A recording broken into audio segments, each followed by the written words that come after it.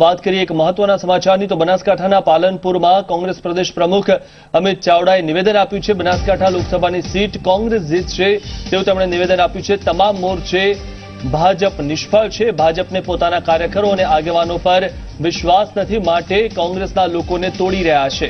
રાજ્યસભામાં ભાજપે આ જ કર્યું હતું, છતાં પરિણામ ન આવ્યું। સરકાર પોતાના નામે મત મેળવી શકે તેમ નથી, માટે કોંગ્રેસને તોડે છે। બનાસકાંઠામાં અછત અને પાયમાલ છે ખેડૂત, ત્યારે મુખ્યમંત્રી ખુદ ભ્રષ્ટાચાર થયો હોવાની કબૂલાત કરે છે। ભાજપનો દરેક કાર્યકર દુઃખી છે તે વાત પણ તેમણે કરી હતી। તો કોંગ્રેસમાંથી આવેલાને મંત્રીપદ, જેથી ભાજપના કાર્યકરો નારાજ છે। આ વિશે વધુ માહિતી મેળવી અમારા સંવાદદાતા અલ્કેશ પાસેથી। અલ્કેશ, જણાવશો વધુ વિગત છે વિશે? જી ચોક્કસ મિત્રો, વાત કરું તો આજે બનાસકાંઠામાં કોંગ્રેસની એક મહત્વની મિટિંગનું આયોજન કરવામાં આવ્યું છે। ખાસ કરીને વાત કરવામાં આવે તો બનાસકાંઠા એ કોંગ્રેસનો ગઢ રહ્યો છે। વિધાનસભાની ચૂંટણીમાં 6 સીટો પર કોંગ્રેસ વિજય મેળવ્યો હતો।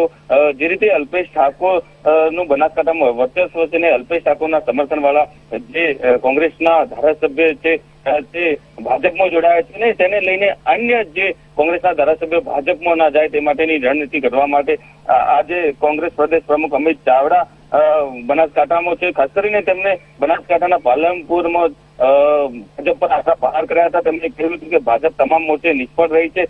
બનાસકાંઠાની લોકસભાની સીટ છે તે 2019માં કોંગ્રેસના ફાળે જ આવશે।